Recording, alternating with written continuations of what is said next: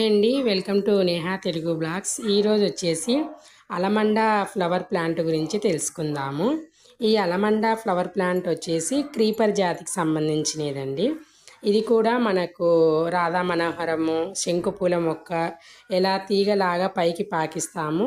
ఈ allamanda flower ప్లాంట్ని కూడా మనము ఒక తాడు సహాయంతో ఇలా మేడపైకి ఎక్కించాము అంటే చాలా బ్యూటిఫుల్గా ఉంటుంది. దీని ఫ్లవర్స్ వచ్చేసి ఎల్లో కలర్లో ఉంటాయండి, చాలా బ్యూటిఫుల్గా ఉంటాయి. ఈ ఫ్లవర్స్ మనము దేవుడికి కూడా పెట్టచ్చు.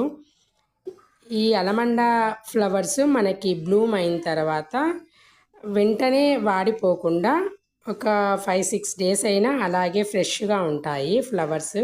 చూడండి ఆ ఎల్లో ఫ్లవర్ ఎంత బ్యూటిఫుల్గా కనిపిస్తుందో. మనకి హౌస్కి కూడా డెకరేటివ్గా ఉంటుంది. ఈ అలమండా ఫ్లవర్ ప్లాంట్ వచ్చేసి మనము స్టెమ్ కటింగ్తో కూడా గ్రో చేయొచ్చండి. నేనైతే నర్సరీ నుండి తీసుకొని వచ్చాను. ఇది మనము స్టెమ్ కటింగ్ వచ్చేసి ఒక 7 ఇంచెస్ అలా గ్రీన్గా ఉండే కొమ్మ కట్ చేసుకొని మనము సాయిల్లో పెట్టాము అంటే రూట్స్ వచ్చి ఇది మనం గ్రో చేసుకోవచ్చు ఈ అలమండా ఫ్లవర్ ప్లాంట్ను. ఈ దీనికి వచ్చే బడ్స్ కూడా మొగ్గలు ఉంటాయి కదా, చూడండి బాగా సైజు కూడా పెద్దవిగానే ఉంటాయి. ఫ్లవర్ ఇలా వస్తుంది. ఈ అలమండా ఫ్లవర్స్ మనకి హౌస్కి చాలా బ్యూటిఫుల్గా కనిపిస్తాయండి. ఇలా మనం మేడపైకి పాకిస్తాం కదా, ఇదిగోండి దాని యొక్క స్టెమ్ అనేది అలా ఉంటుంది. ఈ అలమండా ఫ్లవర్ ప్లాంట్కి వచ్చేసి ప్రూనింగ్ అనేది కంపల్సరీ అవసరం అండి. ఏ మొక్కకైనా మనము ప్రూనింగ్ చేసుకుంటేనే కొత్తగా చిగుర్లు వచ్చి ఎక్కువగా ఫ్లవర్స్ కానీ అలా పడతాయి. దీనికి కూడా ప్రూనింగ్ చేసుకోవాలి. నేను ప్రూనింగ్ బాగా చేస్తూ ఉంటాను. అలా చేసుకోవడం వల్ల మనకి ఫ్లవర్స్ ఎక్కువగా బ్లూమ్ అవుతాయి.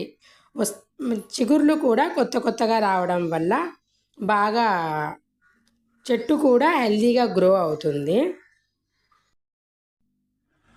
ఈ అలమండా ఫ్లవర్ ప్లాంట్కి సన్లైట్ అనేది అవసరం అండి. కనీసం ఒక 4-5 అవర్స్ అన్నా దీనికి సన్లైట్ అవసరం అవుతుంది. అలాగే ఈ అలమండా ఫ్లవర్ ప్లాంట్కి మిల్లీ బగ్స్ అలా ఫంగల్ ఇన్ఫెక్షన్ వచ్చినప్పుడు నేను నీమ్ ఆయిల్ స్ప్రే చేస్తూ ఉంటాను. ఈ ఫ్లవర్స్ ఎక్కువగా సమ్మర్లో బాగా వస్తాయండి. ఏప్రిల్, మే, జూన్, ఇది జూన్ మంత్ కదా, చూడండి ఎంత బాగా బ్లూమ్ అయ్యాయో ఫ్లవర్స్. మనకి ఇలా ఫంగల్ ఇన్ఫెక్షన్, మిల్లీ బగ్స్ అలా పడ్డప్పుడు మాత్రం నీమ్ ఆయిల్ స్ప్రే చేస్తే సరిపోతుంది. ఈ ఫ్లవర్స్, ఈ ఎల్లో ఫ్లవర్స్ వల్ల మనకి హనీ బీస్ కూడా గార్డెన్లో చాలా బాగా వస్తాయండి. ఇది మనం టెర్రస్ పైన కానీ వెజిటబుల్స్ మధ్య గార్డెన్లో పెట్టుకున్నాము అంటే హనీ బీస్కి బాగా అట్రాక్టింగ్గా ఉంటుంది ఈ ఫ్లవరు. ఈ అలమండా ఫ్లవర్ ప్లాంట్ను మనము టబ్స్లో గ్రో చేసుకోవాలి అనుకుంటే చిన్న టబ్బులో గ్రో చేసుకోవడం ఇది కుదరదండి. ఫాస్ట్గా గ్రో అవుతుంది. అలాగే చిన్న టబ్బులో మనకి ఇది సరిపోదు గ్రో చేసుకోవడము. 15 ఇంచెస్ టబ్బులో అలా గ్రో చేసుకుంటే రూట్ అంతా విశాలంగా గ్రో అవ్వడానికి బాగుంటుంది ఈ అలమండా ఫ్లవర్ ప్లాంట్ను. నేనైతే కింద నాకున్న మినీ గార్డెన్లో వేశాను. బయట సైడ్ వేశాను కాబట్టి నాకు సన్లైట్కి కూడా ఎటువంటి ప్రాబ్లం లేదండి. టబ్స్లో గ్రో చేసుకునే వాళ్ళు 12 ఇంచెస్ కానీ 15 ఇంచెస్ పాట్లో కానీ గ్రో చేసుకోండి.